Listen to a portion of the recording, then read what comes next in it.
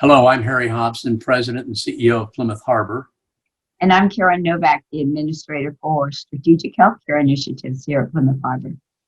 And Karen and I are here this morning with a special video update. Of course, we'll ask Karen what our situation is on campus as of today.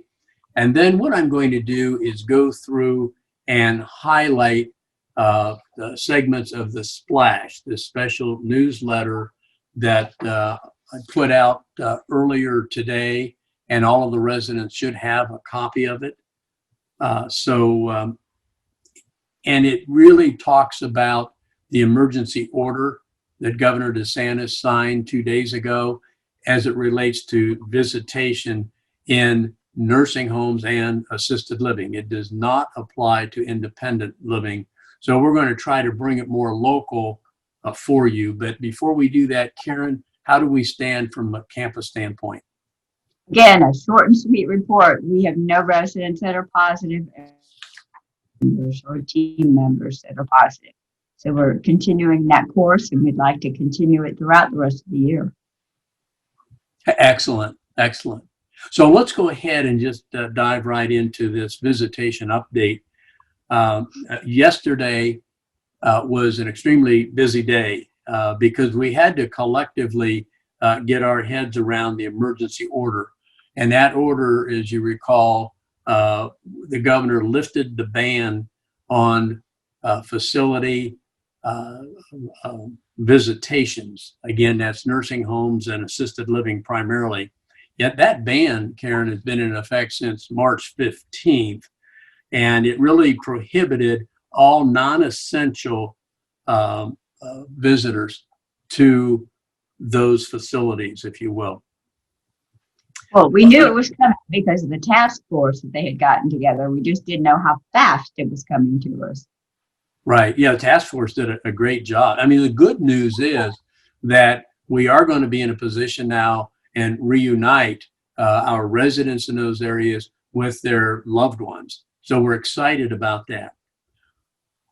If you remember the video update that Karen and I shared with you last Friday, August 31st, and feel free to go back. You can go back on the website under news and re-listen to that.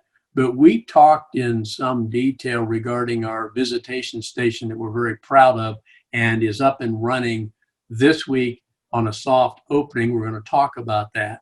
And then we will go into full operation in those areas starting next week.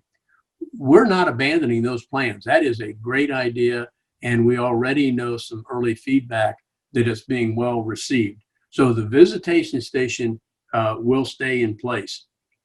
So let me start with giving a little bit of background.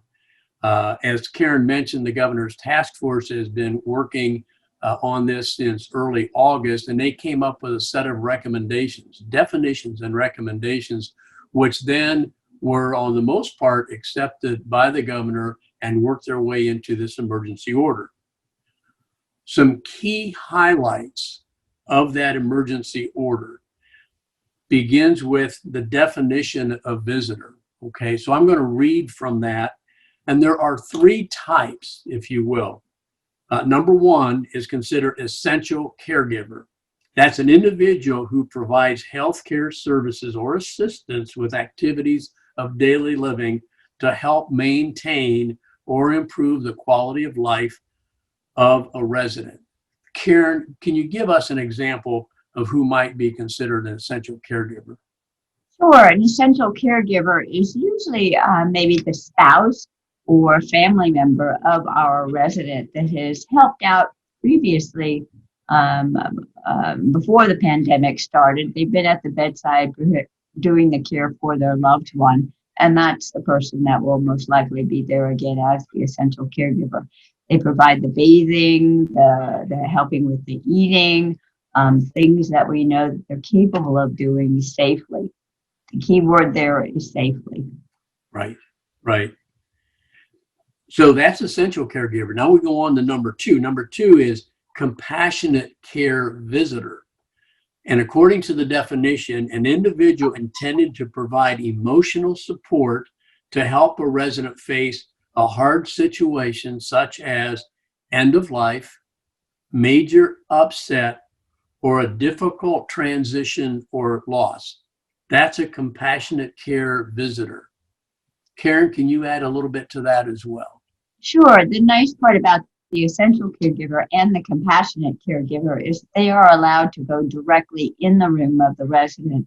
They will don the appropriate PPE, but they can go in there and actually touch their loved one, care, provide that emotional support during a very hard and trying time. But they can go there in that room with the resident and be there for that duration of care. And then let's go to the third one, and that's general visitators, they call it. Applies to individuals 18 or older. That's important to remember. So individuals 18 or older are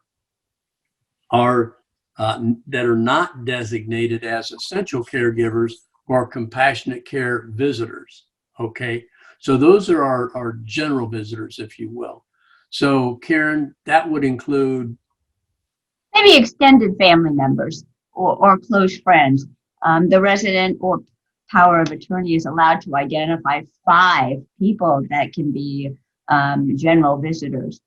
We can have 2 visitors at a time per resident. The facility will actually identify how many visits a day we can handle safely while we monitor people for compliance with the PPE. We will be setting time limits for the visitation period, because the last thing that we want to do is over fatigue, so tired that they miss out on activities or miss out on their meals. All visitors will wear surgical masks. They will not don the full attire for PPE, and they will be asked to remain socially distant. So they'll have that 6-foot perimeter between them and the actual resident themselves. This is what the visitation station is all about. It's all been set up for that general visitation. And we were very proactive, and with the help of Marty and Joe, really had the station in place, and we're really going to be ready to go with that. So with the opening of general visitation, we'd really like to utilize that area so that we can keep the risk of exposure down to as minimum as we possibly can for the other residents that are actually in the unit. Opportunity to choose 5 general visitors, 2 compassionate caregivers, as well as 2 essential caregivers. The caregivers are 1 person per visit, and the general visitation is 2 visitors per visit.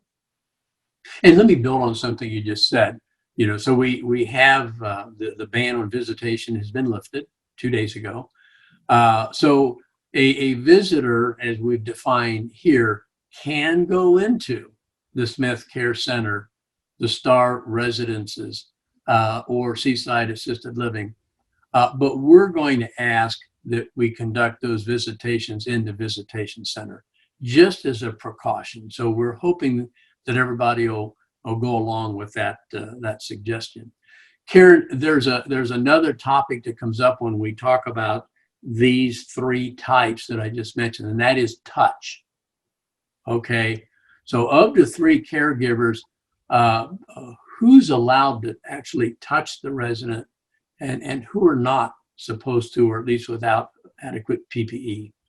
Sure. Our essential caregivers help with the activities of daily living, such as bathing and eating, so they have the ability to actually touch their loved one.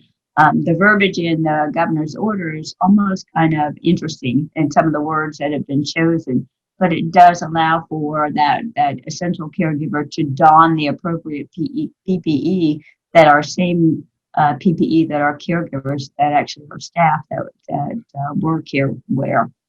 Our compassionate caregivers, too, have the ability to be closely in that particular resident's room. And again, it is with caution. We haven't quite received a lot of definitions yet with regards to that compassionate caregiver about hugging and providing that emotional support, but we're working on that. I think what they have built into the thought is that the compassionate and essential caregivers will be allowed to touch the resident. But again, some of the verbiage in the governor's order is just a little bit different. And Leading Age, our trade association, is working with Secretary Mayhew to try to get some clarification on that. Right. I'm going to move on now to the general visitation conditions that must exist. And again, this is according to the emergency order. I'm just going to read those four as you'll find it in the splash. And that is number one, 14 days with no new facility onset of resident or staff COVID-19 cases. So we have to be COVID-free for that 14-day period. Sure. If we do have a positive test with either resident or with a team member, then we have to shut down the visitation and we go through testing again. Once it comes back COVID-free, then we can resume our visitations. Yes, testing is very, very tight with regards to a positive. We actually be testing every 3 to 7 days, all staff and all residents. So it's quite intense. And we will be utilizing our rapid test that we have here that the state has provided for us. Okay. Your number two talks about sufficient staff to support management of the visitors. We're very fortunate at Plymouth Harbor, and we anticipate we will continue to be, and that is that we have adequate staffing. That clause is put in there because not all nursing homes or assisted living across the state or across the country for that matter have the sufficient staff to be able to do this. Doesn't apply to Plymouth Harbor. We're in good shape. Karen has made reference many times to PPE, protective personal equipment. So we have to, that's number three, we have to have adequate PPE. And Karen and Natalia and others have done a wonderful job as far as building our inventory over the last few months. So Karen, it's my understanding we're at good inventory level to be able to carry out this program. Absolutely. I give mega accolades to Natalia and her dedication to getting us that PPE. She has scoured this planet for many resources. She really has. A phenomenal job. But we are set to go, and we have our PPE that we need to care for our residents by having our staff and our visitors wear that appropriate PPE. Excellent. And then number four is obvious, and that is that there's adequate cleaning and disinfecting supplies. So yesterday we started with what we'll call our soft opening of the visitation station, and we'll continue that for a few more days. Then we plan to go fully operational next week. And then there is a set of policies and procedures, which again are in the splash that was put out today. I'm going to go through with Karen and highlight a few of those because they are important, what they are. Karen, I'll start with the policy statement, which this is really built upon. So the Plymouth Harbor's visitation station, Plymouth Harbor offers a quiet space for residents of the Smith Care Center, Seaside Assisted Living, and Star Memory Care residences to visit their loved ones. It is Plymouth Harbor's goal to make this a comfortable and safe space for people to share in conversation and fellowship. For this reason, we have decided to create 2 visitation stations in the Care Partner Resource Center located in the North Garden, formerly known as Apartment North Garden 213.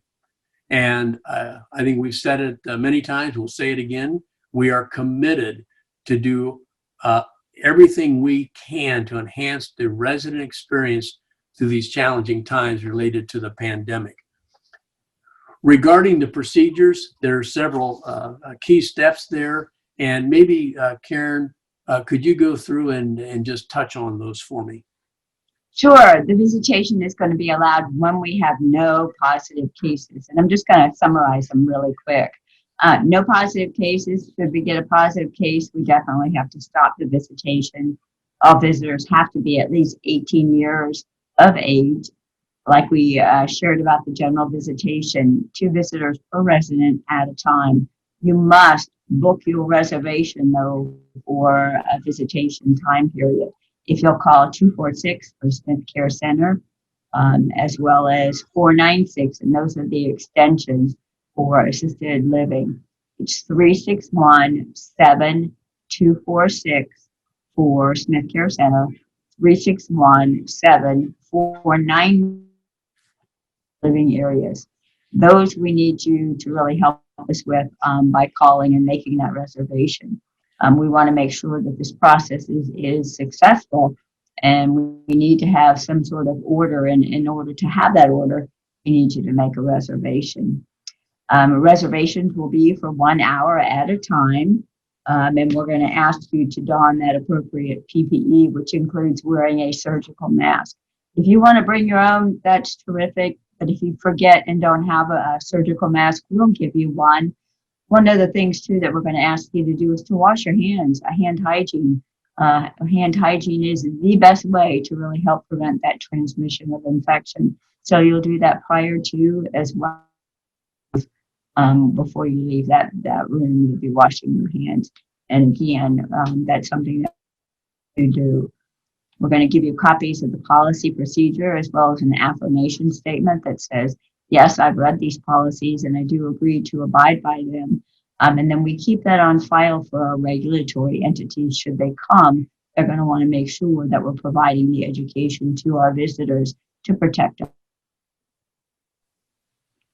We ask that when you come, please come in through the North Garden entrance, which is the furthest west entrance of the north building. Come there. The actual screener there will take you through a process, ask you some questions, take the temperature, and then tell you how to get to where you need to go. It's very exciting that we have this opportunity free face to come and visit your loved ones, and we're so very glad we can do this at this particular time. Let's see. I think that's really about the big ones, Harry. It is, and once again, the splash. We will. You should have this splash by now. By the time this video is released, and if not, you certainly can pick one up at the concierge desk in the tower.